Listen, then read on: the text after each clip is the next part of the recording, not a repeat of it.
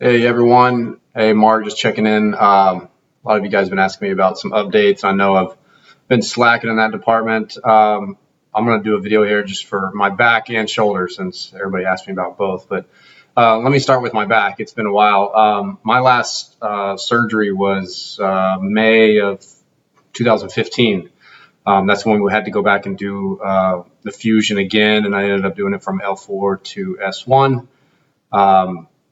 I haven't had an issue since. I feel great in my back department. I'm as far as doing lifts or anything before my shoulder, but I don't have any limitations in my back. I've played golf. It's been wonderful. So that problem's solved as far as I'm concerned. So thank you for those of you asking, but I'm good to go on my back. So anyways, my shoulder, that's another issue. As some of you have seen, about April of last year, I did the replacement or the resurface with that Arthrosurface product, and I thought that was going to cure all my problems. And at first, it felt pretty good, and I was fine. But in the healing process, even 4 to 6 months after the surgery, I couldn't raise my arm. Passively, like a therapy, the therapist could take me and my range of motion was almost 100%. But I could not do it under my own strength, and I couldn't figure out why. And all the therapists and doctors were like, oh, the muscles are firing, but I don't know why I couldn't raise my arm. I honestly thought that they thought I was just making it up just to do it, which isn't like me at all. I hate going to the doctor. I hate doing any of this, but I couldn't raise my arm. I couldn't reach out and shake someone's hand.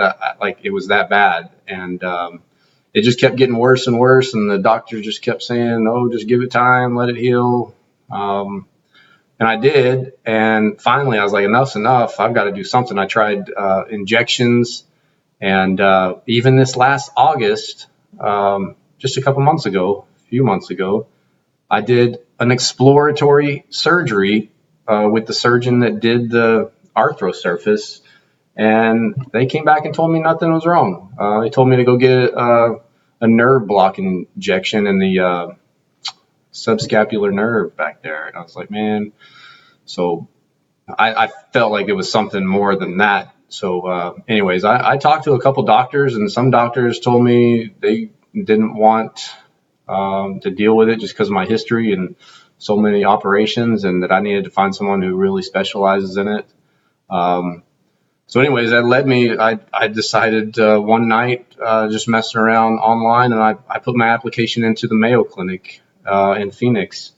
And, a couple weeks later, they called me back and wanted to see my full medical history, and I submitted all the documents for them, and they ended up accepting my case. And my wife and I flew out there a month or so ago and spoke with one of their top orthopedics, and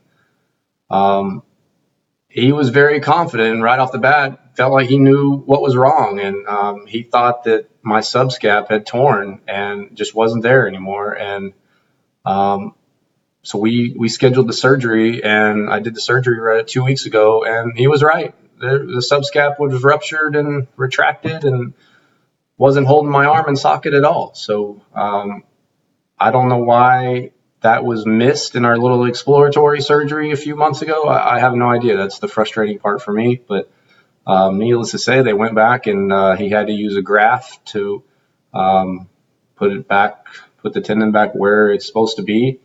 And he basically said every time you're trying to move your arm, it's coming out of socket. There's nothing holding it back in. So for those of you not familiar, your subscap is the other side of the rotator cuff.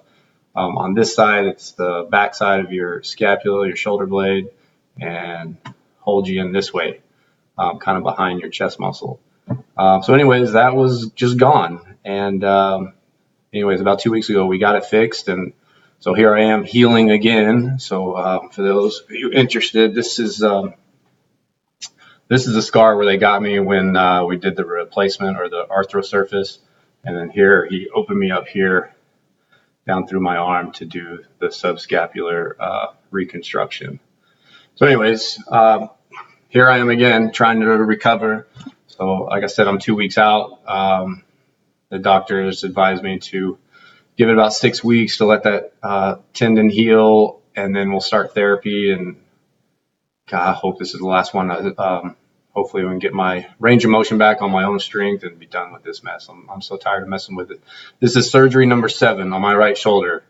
It's been crazy, all from a stupid hockey accident 15 years ago, just kind of a bad dislocation, and a torn labrum. That's how it all started. And then the arthritis takes over after time. So, anyways, that's where I'm at today. Sorry for the delayed updates. I know a lot of you guys are asking, and I really appreciate that. I see the comments, and I'm hoping my story helps somebody going through the same thing. But it's honestly, it's been kind of a nightmare, and I don't feel like it was the product or the Arthrosurface. I'm actually very thankful. The surgeon at Mayo told me that it looked really good in there. It was still tight in place, and it was done correctly, and I think that was the best option for my age and my activity level. Once this does heal, I think that's the way to go. But I'm very thankful for the guys at Mayo that kind of went a little bit extra and tried to help me figure out what was going on, and we definitely discovered it. So that was really one of the first surgeons that I had seen that after we did a CT scan, that he actually went through the images and made his own determination of what's wrong versus just the radiology report, which always has frustrated me that doctors basically just go off of that and don't make their own conclusion. A lot of these guys anyways. But so anyways, I'm very thankful for the Mayo Clinic in Phoenix. They did a great job, and hopefully this will be the last one. I really don't want to do it. Honestly, I'm tired of paying for it. So anyways, please feel free to reach out with any questions. Thanks.